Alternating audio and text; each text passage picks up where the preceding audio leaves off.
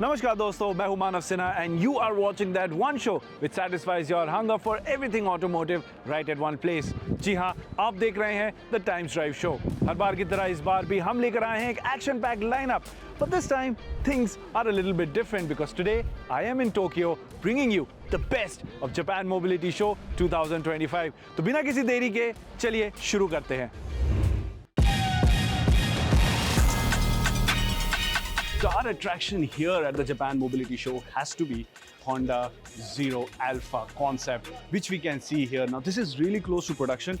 Honda कह रहा है कि ये almost production ready design language आपको इसमें देखने को मिल रहा है। इसको बोल भी रहा है Honda एक प्रोटोटाइप, तो ये काफ़ी बड़ा कीवर्ड है। बट हेडलाइन फिगर ये है कि ये वो गाड़ी है जो आपको 2027 में इंडिया में देखने को मिलेगी। 2027 is when this electric car is coming. It will compete in the mid-size SUV space. Let's take a closer look at what it offers.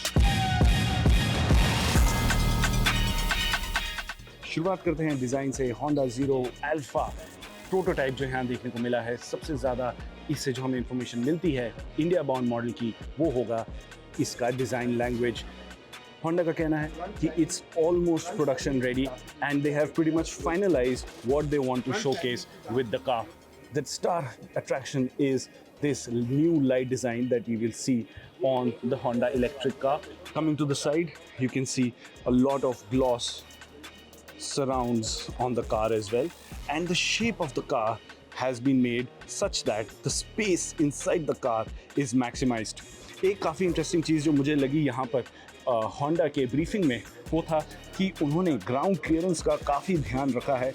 वो कह रहे हैं कि इंडिया के स्पीड ब्रेकर्स के लिए इस ग्राउंड क्लियरेंस को ध्यान में रख के Honda Zero Alpha को डिज़ाइन किया गया है।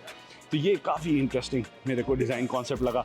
इंटीरियर अभी हम दिखा नहीं सकते, they blacked out the interior, this is still a prototype, the car is still under development, but at the rear is where the nice design language can be seen. I really like this new light signature on the car and very aggressive rear bumper design can be seen on the car as well. तो ये थी Honda की Zero Alpha concept। सन 2027 में ये India में आने वाली है। Now coming to the Toyota stall at the Japan Mobility Show 2025, this is a car that you won't miss because this is the Land Cruiser FJ। देखने में थोड़ी छोटी लगती है, अगर आप कंपेयर करेंगे Land Cruiser 300 से फॉर एग्जांपल, जो हाल ही में इंडिया में आई थी, तो ऑब्वियसली इसका साइज छोटा है, बट ओवरऑल स्टिल ये एक साइजेबल व्हीकल यहाँ देखने को मिलती है। We don't know if this car is coming to India or not, but it does have a very big following in the Indian market. Starting with the design, the face of the car, the eyes over here give it that muscle, that angry look, and of course that muscle is accentuated by this चौंकी grill over here. Bumper भी बहुत बड़ा यहाँ पर देखने को मिल जाता है। प्लास्टिक क्लैडिंग टाइप फिनिश यहाँ पर लोअर हाफ पूरी गाड़ी में यहाँ देखने को मिलती है, जैसा कि हम आपको दिखाएंगे।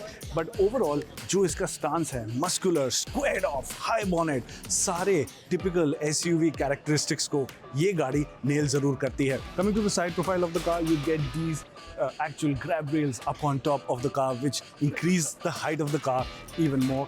And overall, once again, it's a very squared off design, very butch, very straight cuts, muscular design elements all across the car.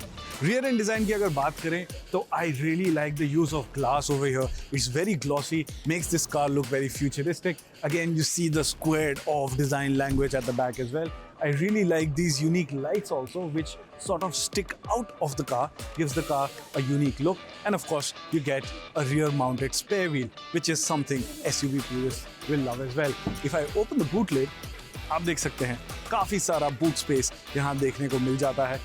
Now, if we talk about the interiors, where this is also where you see a lot of muscle, what this will look like is a lot of plastic, but it's not. काफी soft touch material का यहाँ पर इस्तेमाल किया गया है, और design जो है इसका काफी rugged और hardcore फील होता है। इसका स्टीयरिंग व्हील मुझे काफी अच्छा लगा, साइज इज परफेक्ट और it is reach and height adjustable as well. और जब आप फाइनली अपने ergonomics डिसाइड कर लेंगे कि आपको कैसे चाहिए, जैसा कि मैंने कर लिया है, यू विल रियलाइज कि ड्राइविंग पोजीशन बहुत कमांडिंग है। I can see the entire bonnet from here, so it's a really commanding and powerful driving position. बाकी चीज़ों की बात करते हैं, बहुत बड़ा टच स्क्रीन आपको यहाँ देखने को मिल जाता है। इंस्ट्रूमेंट क्लस्टर भी डिजिटल है और बहुत बड़ा है, और एसी वेंट्स भी मुझे इसके काफ़ी अच्छे लगे। थोड़ा यूनिक सा डिज़ाइन यहाँ पर देखने को मिल जाता है। और यहाँ सेंटर कंसोल पे बहुत सारे ऑफ रोड बटन्स भी देखने को मिल जाते हैं। बहुत सारे बटन्स यहाँ, aircon controls, heated seats, heated steering.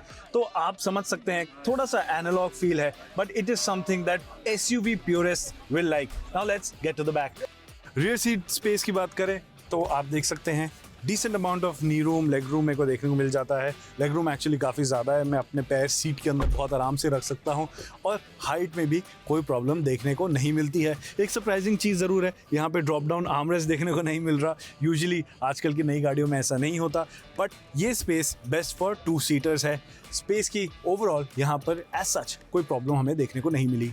Let's talk about the engine under the hood. It's not a small one. 2.7 liter engine is what you get under the hood. Petrol engine, obviously. It doesn't make a lot of power, but all of that is a little bit irrelevant. ऐसी गाड़ियाँ अपने all-wheel drive, off-road, go anywhere capability, and of course अपने road presence के लिए खरीदी जाती है। तो performance में ज़्यादा नहीं जाएंगे, क्योंकि अगर ये गाड़ी इंडिया में आएगी तो performance हो सकता है थोड़ा सा tweak भी हो जाए, but 2.7 liter engine यहाँ हमें देखने को मिलता है।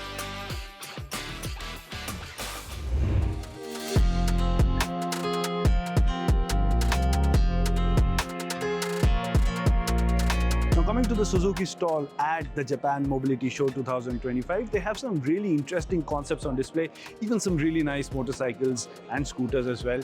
But what I want to talk about is this car right here. You might know this as the Maruti Suzuki Fronx, and this car right here, Maruti Suzuki Victoris. हाल ही में India में launch हुई थी, काफ़ी धमाल मचा रही है। But हम इन गाड़ियों के बारे में क्यों बात कर रहे हैं, क्योंकि ये गाड़ियाँ ऑलरेडी इंडियन मार्केट में है। वेल, आइडिया सिंपल है, फ्लेक्स फ्यूल।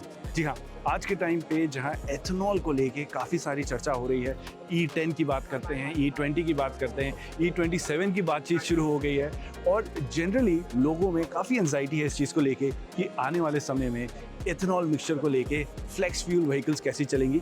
तो सुजुकी, जो मारुति सुजुकी की पेरेंट कंपनी है, उन्होंने फ्लेक्स फ्यूल टेक्नोलॉजी को यहाँ जापान मोबिलिटी शो में शोकेस किया है।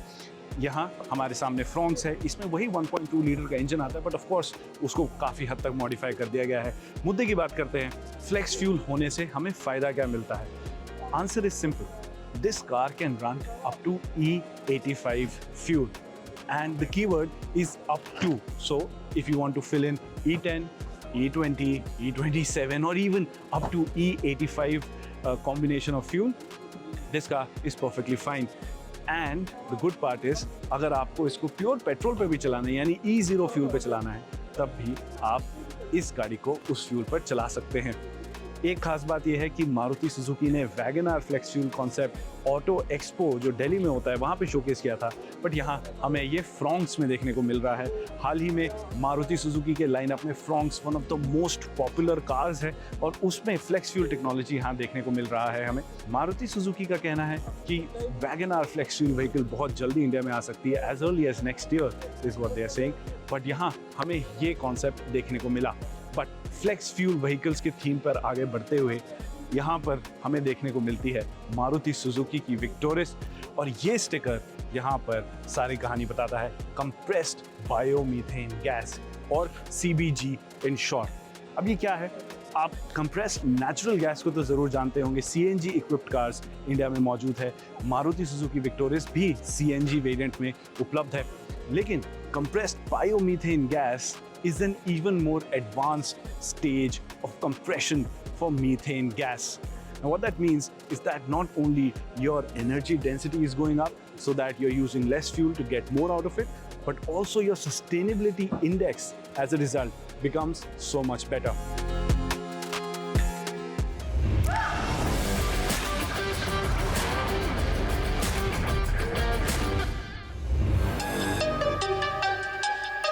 Coming to the Japan Mobility Show 2025, and not talking about two-wheelers will be a bit of a crime. But Japanese manufacturers ने इतनी limelight नहीं ली है जितना कि German automaker BMW ने यहाँ limelight steal कर रखी है with the BMW M1000 RR। चलिए जल्दी से नज़र डालते हैं कि ऐसा क्यों है।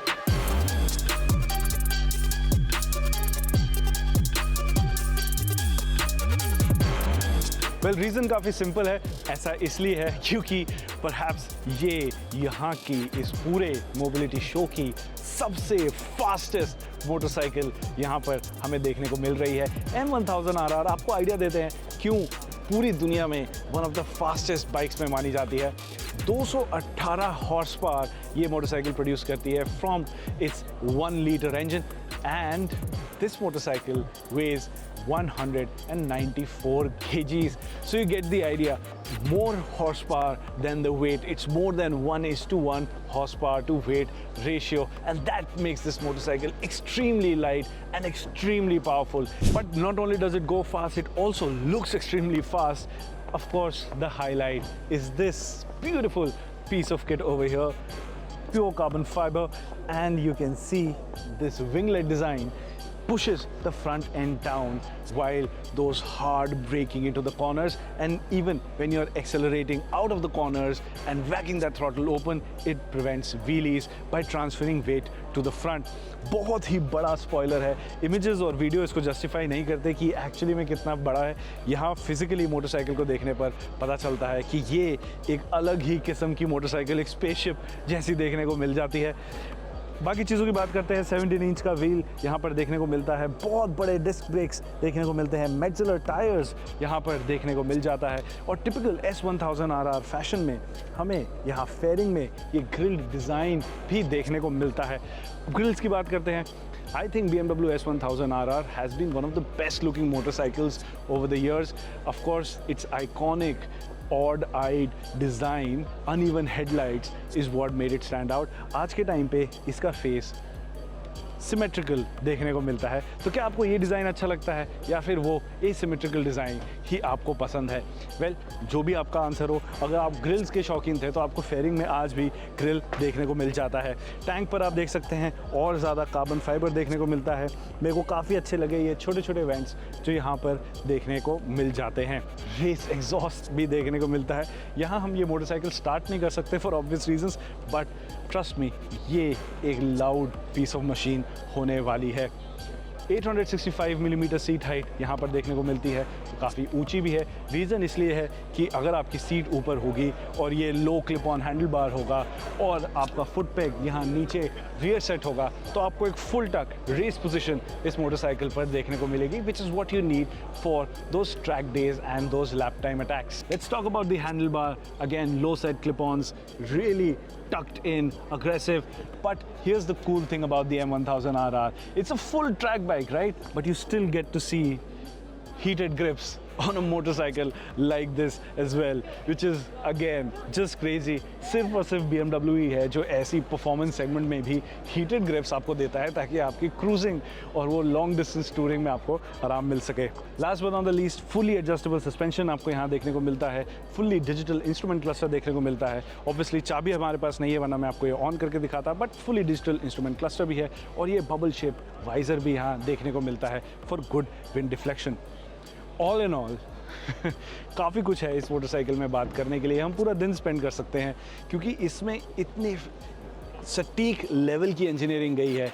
So much work has gone into making this motorcycle what it is, so it's no wonder that it is one of the most iconic motorcycles on display here at the Japan mobility show.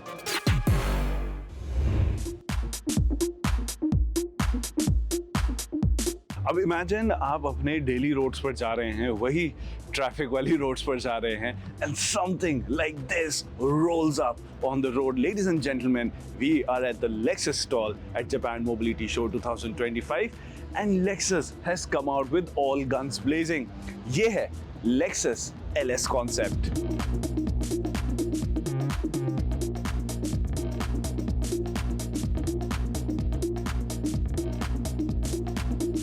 अब आप सोच रहे होंगे Lexus LS इस body style में आखिर चल क्या रहा है? Well, the answer is simple for the uninitiated. The Lexus LS has always been their flagship offering, and the LS literally stands for luxury sedan. तो हमेशा से ही Lexus LS एक सेडान के तौर पर हमें देखने को मिली है, बट अब Lexus कह रहा है कि जो LS है उसकी डेफिनेशन में ही चेंज आ जाएगा in the coming time. So it will go from being a luxury sedan to luxury space. और स्पेस को अगर आपको मैक्सिमाइज करना है तो ये MPV फॉर्मेट ही आपको यूज़ करना पड़ता है सबसे ज़्यादा स्पेस निकालने के लिए, और इसके लिए भी Lexus has done something really creative. We'll get to that in a bit. But let's take a closer look at the car. Let's start from the front. As you can see, you get this really futuristic Tron-like design elements up front. The Lexus lettering is illuminated, and you have this really wide strip of lights that span across the width of the bonnet. You even have this second set of L-shaped DRL over here at the bumper, and a vertical light strip in the middle for that extra futuristic appeal. What's really interesting is that the windshield actually comes down all the way to the bonnet, which isn't there because the light and the windshield are connected. There's no physical metal bonnet in the middle, so that's a really interesting design detail. Here's the big highlight. What you see here are two small wheels. So yes, what's essentially happening here is that this car will come with 3 axles. As you can see on the side, the windows are pretty much blanked out. And one last thing, there's text over there. And coming to the boot space, again, maximizing space is what this car is all about. As you can see, the boot opens in 2 parts. This entire part comes down, and there's a half that opens up on top as well, revealing the boot space at the back. But the real party piece is on the side, so let's get to it. And that, ladies and gentlemen, is this angle of the car. Like I said, as you can see, you have 3 rows of seats in the car. The middle row of seat actually revolves as well. So you will see in this shot how the middle bench is revolving, going from front facing the direction of where the car is being driven, to spinning around and having a more cozy setup in the middle. That's what you can do when you have such a massive piece of machinery with this unique approach to maximizing space. Even the front of the car is really unique. You can see the interiors are very minimalistic, very futuristic. So overall, the Lexus LS has now a new definition. It's no longer a sedan. And अगर आप सोच रहे हैं कि आज के समय में भी sedans relevant है, well, Lexus जैसी कंपनी ने उस पूरे एक्रोनिम को ही छोड़ दिया है, तो आप अंदाज़ा लगा सकते हैं कि sedans की आज की क्या हालत है. But future काफ़ी promising है. They are saying कि Lexus LS will spawn more kinds of products as well. There is a Lexus LS Coupe SUV concept on display over here. That also looks very nice, has suicide doors and everything. But of course, this has been one major talking point at the Japan Mobility Show 2025.